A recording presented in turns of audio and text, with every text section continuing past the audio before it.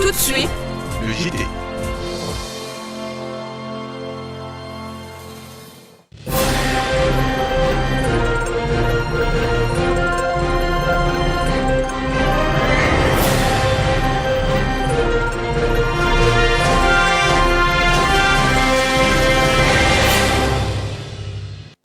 Nous sommes lundi, bon début de semaine à toutes et à tous. Mesdames, Messieurs, merci de nous rejoindre pour cette tranche d'information.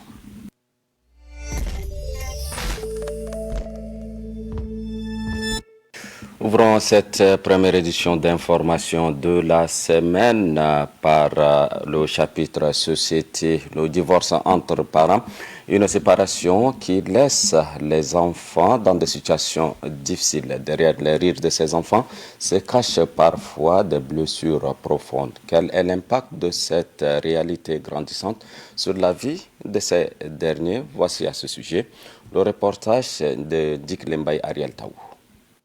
Au Tchad, comme dans de nombreux pays, le divorce n'est plus un phénomène rare. Il devient même une solution courante aux conflits conjugaux. Il se manifeste de différentes manières et catégories, comme l'explique le clerc de justice Djekornodi Isidore. Nous avons d'abord le divorce par consentement mutuel et nous avons également le divorce demandé par l'un des époux et accepté par l'autre. Et enfin, nous avons le divorce par consentement mutuel et également le divorce qui tourne autour de la question maintenant sociale. Malgré les obligations parentales après le divorce, les enfants deviennent les dommages collatéraux oubliés. Trop souvent, après la séparation, chacun des parents poursuit sa route, reléguant les enfants à une place secondaire, sans cadre, sans affection équilibrée, ni repère stable. Ces enfants sombrent. Le divorce, bien qu'étant une rupture légale entre des conjoints, entraîne souvent des répercussions lourdes sur les enfants. Pour les dispositifs, nous avons une convention nationale. D'après l'article 18 de cette convention, c'est-à-dire la responsabilité maintenant est partagée après le divorce. Donc lorsqu'il y a maintenant divorce, les parents, que ce soit l'époux ou bien l'épouse, ont la lourde mission de s'accorder sur certains points et d'accompagner les enfants d'une manière séparée. Car de l'enfant est accordé au parent qui est le plus stable. Mais si on constate que l'un des parents n'est pas stable, automatiquement on lui retire la garde. Mais ses parents tout de même ont un droit de visite. Il est recommandé aux couples séparés d'assurer l'équilibre de leurs enfants pour que ceux-ci ne se sentent pas seuls et qu'ils reçoivent une bonne éducation malgré la rupture. Les recommandations, moi je crois que ça doit d'abord interpeller le gouvernement ou l'État. C'est-à-dire d'abord on doit procéder à une mise en place d'un cadre ou d'une structure pouvant aider à accompagner les couples divorcés et même à accompagner également les enfants. Puisque dans le divorce, les premières victimes, ce sont les enfants. C'est les enfants qui en souffrent de trop. Donc, on peut également mettre en place une structure pour accompagner ces enfants-là. Parce que lorsqu'il y a un divorce, il y a certains enfants qui peuvent également recevoir des chocs émotionnels.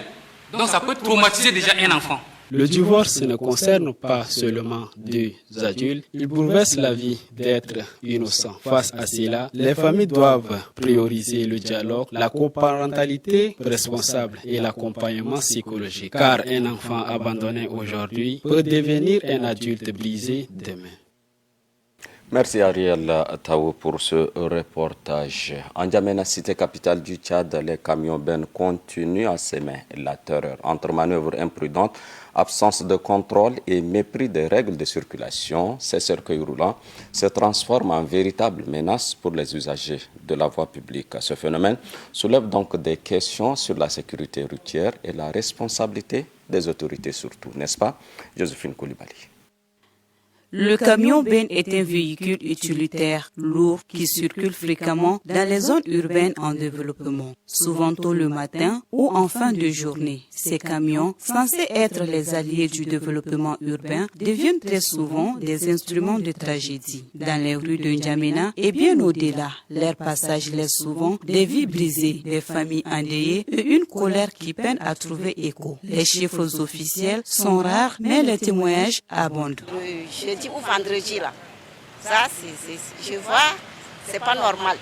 Quand le monsieur s'est arrêté, il a ramassé le monsieur après, quand le monsieur a cassé le pied, et quand il a dit qu'il a vu que le monsieur a cassé le pied là, il est revenu dessus pour écraser le monsieur là carrément. L'heure de conduite là, peut-être la nuit, peut-être c'est bon. Mais le jour comme ça, vers les parfois 13h, 12h, 8h, 7h, 8h, les gens circulent trop quoi. Le sable, gravier ou autre qu'ils transportent, précisément le sable, souvent mal arrimé, s'ajoute au danger, car il s'échappe, glisse, transforme la chaussée en piège et parfois il circule en pleine allure. La sécurité routière, la gestion urbaine et la responsabilité des autorités restent un défi. Moi, c'est que j'aimerais un peu attirer peut-être l'attention des gouvernants concernant ces gros engins agro. Il faut qu'eux-mêmes, qu'ils se mettent. Parce que s'ils ne se mettent pas réellement dans cette régulation de la circulation, il y aura beaucoup peut-être de morts encore concernant ça. Certes, des accidents impliquant les camions-bennes sont signalés, mais certains comportements inciviques et le non-respect des codes de la route sont également mis en lumière. Certains motocyclistes ou d'autres véhicules fauchés en plein virage ou en posture de déviation font également partie des causes de ces multiples accidents. Chacun est pressé et manque aussi de respect. Il faudrait que le Tchadien dans l'ensemble puisse comprendre le sens vraiment donc, n'est-ce pas, de la vie humaine. Sinon, je crois qu'on est en train de se décimer pour rien. Le Tchadien, c'est quelqu'un impatient, c'est quelqu'un intolérant et c'est aussi un provocateur. Et c'est ce qui fait que les accidents sont récurrents et sans que la prise de conscience personnelle ne soit, ces cas ne peuvent donc, n'est-ce pas, s'arrêter. Les camions-bennes ne doivent pas être des engins de mort. Ils sont nécessaires, mais leur usage doit être encadré. Les autorités, les entreprises de transport, les conducteurs et les citoyens ont tous un rôle à jouer. Car derrière chaque accident, il y a une histoire et une douleur.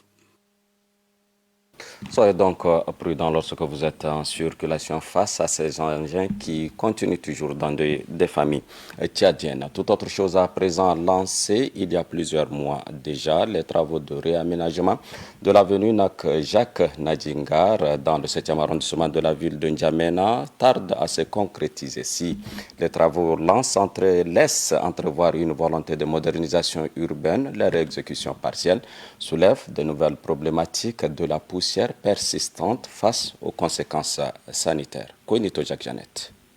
Lancé il y a plusieurs mois, le réaménagement de l'avenue Jacques Nadjingar devait incarner une nouvelle ère d'infrastructures routières en N'Djamena. L'enthousiasme initial s'est toutefois estompé au fil des semaines, à mesure que les travaux s'éternisaient et que les désagréments quotidiens prennent le pas sur les bénéfices attendus. Les risques sont grands tant pour la population que pour l'environnement, car les arbres en bordure de route sont couverts de poussière. En l'absence de mesures d'atténuation d'arrosage régulier du chantier, la promesse d'une avenue moderne tourne pour l'instant à l'opprobre pour les riverains en particulier et les populations en général.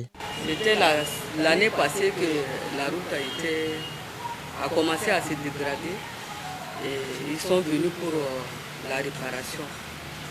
Maintenant la réparation, ça ne nous a pas aidé, ça nous a plutôt causé d'autres problèmes. Et c'est tous les jours qu'on avale la poussière et dans les chambres, là, il faut à tout moment nettoyer. Donc tout ce qu'on mange ici, là, c'est couvert seulement de la poussière. Et là, nous, on craint que d'un moment à l'autre, on aura le problème de santé.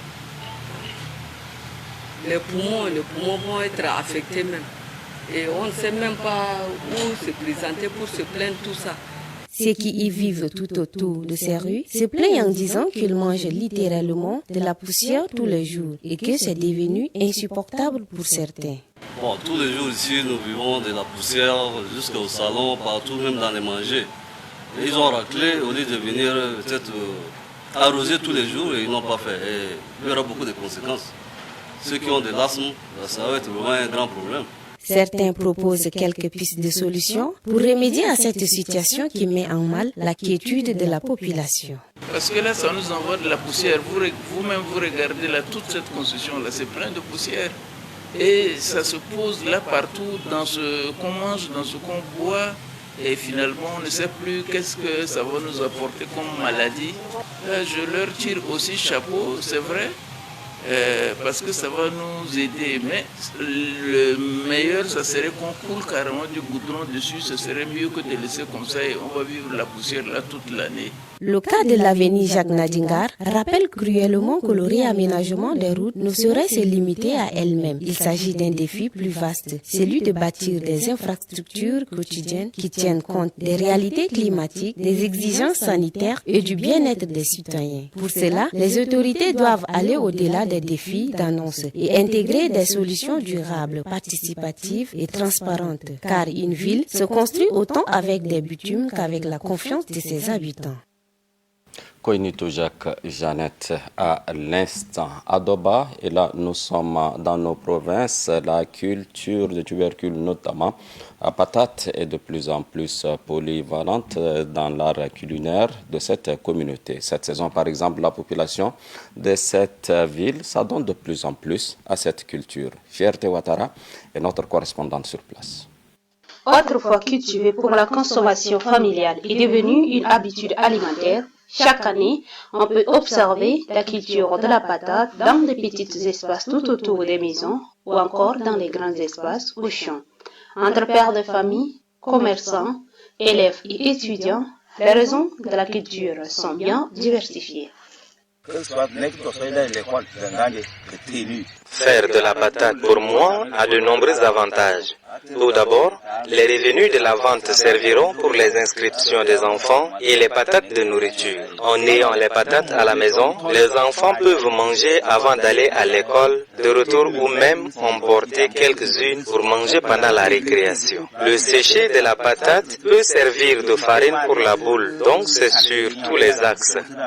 Pour trouver 100 francs à manger, même acheter patate à manger avec, c'est pas facile. Donc c'est pour cela que j'ai décidé de labourer cette année pour voir est-ce que c'est mieux.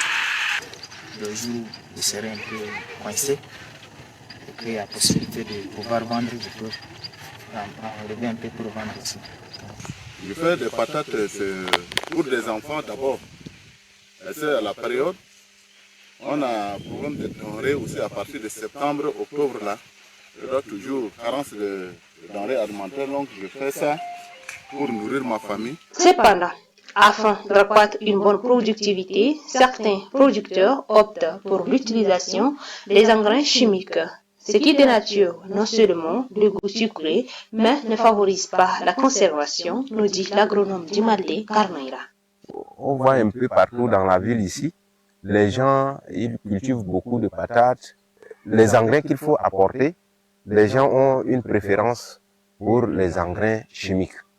C'est pourquoi on voit un peu partout dans la ville, les gens cultivent les patates et puis après ils apportent les NPK qu'ils mettent un peu partout sur les buts là pour améliorer le rendement des patates.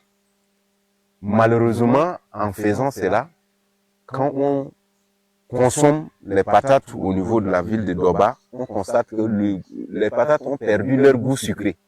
Si les producteurs désirent avoir une bonne rentabilité financière, insiste l'agronome, ils doivent utiliser des engrais organiques, ce qui favoriserait la conservation sur une longue période et permettra de vendre au bon moment pour générer des bons profits. Produire en grande quantité, oui, mais conserver plus longtemps pour avoir un bon profit est aussi mieux. C'est pourquoi les producteurs sont appelés à faire une culture intelligente.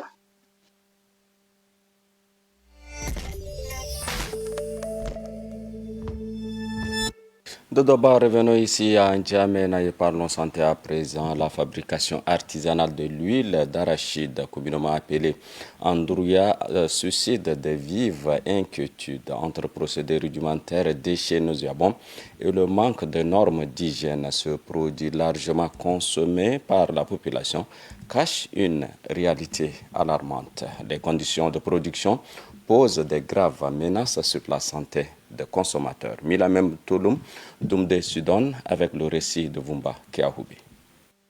Derrière le goût familier de l'amdoria, précisé dans de nombreux foyers tchadiens, se cache une chaîne de fabrication où l'hygiène semble reléguée au second plan. Dans certaines huileries artisanales, les graines d'arachide, première matière de cette production, sont étalées à même des bâches poussiéreuses, parfois joncées à même le sol, exposées aux intempéries, aux passants et à toutes sortes de souillures. À cela s'ajoute l'état préoccupant de machines utilisées pour l'extraction. Mal entretenues, parfois rouillées, elles donnent à l'huile une couleur foncée, loin des standards de qualité attendus. Résultat, un produit final douteux, tant sur le plan visuel que sanitaire. Mais ce n'est pas tout. L'environnement immédiat de ces unités de production est aussi préoccupant. Les déchets issus de l'extraction sont déversés sans traitement, provoquant une odeur fétide insoutenable. Les résidus attirent des insectes et rougeurs, polluent le sol et dégradent la qualité de vie des riverains. Face à cette situation, l'absence de réaction des autorités compétentes, notamment des ministères en charge de la santé publique, de l'environnement et du commerce, soulève des interrogations. Le SECOCDA, structure de contrôle de qualité, est lui aussi pointé du doigt pour son silence et son laxisme. Il devient urgent de renforcer le cadre réglementaire, d'imposer les normes d'hygiène strictes et de veiller à leurs applications effectives. Car au-delà d'un simple produit de consommation, c'est la santé de toute une population qui est en jeu.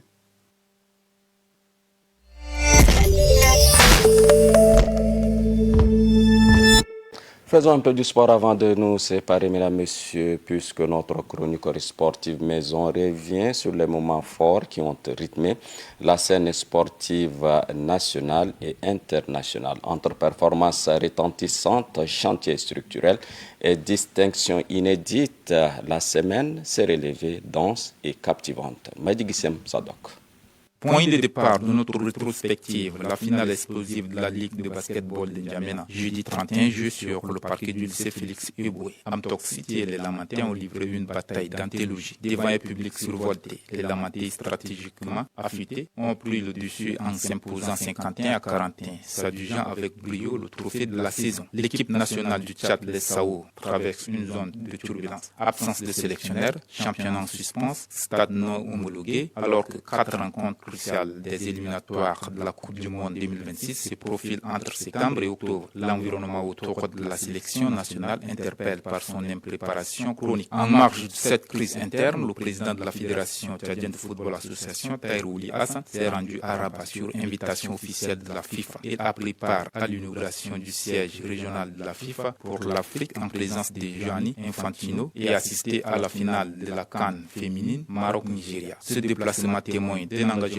visible de la Fédération tchadienne de football association à tisser des alliances stratégiques pour le redressement du football tchadien. Sur le plan technique, la direction technique nationale de la Fédération tchadienne de football association a lancé depuis le 29 juillet l'élaboration des contenus pédagogiques pour les licences CAF, C, B et A. Ce projet s'inscrit dans le cadre de la future signature de la convention CAF Coaching, une étape capitale pour la montée en compétences des encadreurs tchadiens. Les sports lui vient des bancs de l'école. Aux Jeux africains des sports scolaires à Alger, les représentants tchadiens en gymnastique ont raflé 7 médailles, dont 4 en or. Le comité olympique et sportif tchadien a salué cette course féminine qui réaffirme le potentiel sportif national en devenir. Depuis Dakar, au centre de développement de l'athlétisme africain, la jeune sprinteuse tchadienne Esther Mayadjim a réalisé un chrono promoteur de 56,87 secondes, lui assurant une place en finale de 400 mètres. Une performance à suivre de près. Dans le monde des transferts, Mamad Thiam est en passe de signer avec l'étoile sportive du Sahel, Tunisie. Ahmed Ngoyamsa, livre depuis son départ des Rosettes AF, est courtisé par Pôle FC, Ligue 2 française, et Apollon Limassol. Les frères Tiano et Franck rejoignent Enan Classio 1992 en Italie, D4. Leur évolution pourrait les mener à un retour sous les couleurs nationales.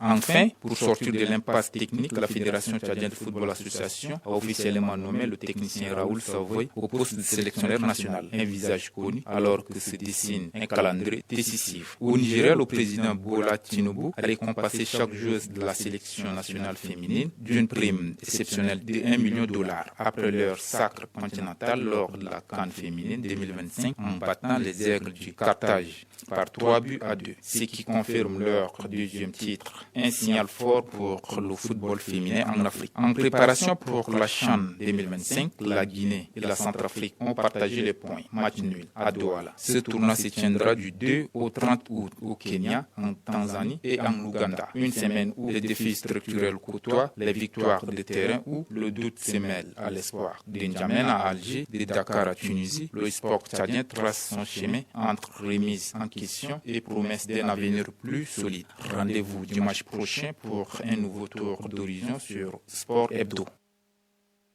Le rendez-vous est donc pris pour le dimanche prochain. Merci Mbadi Kisema Sadok. Mesdames, Messieurs, merci également à vous de nous avoir suivis. Passez une excellente journée en compagnie de nos programmes.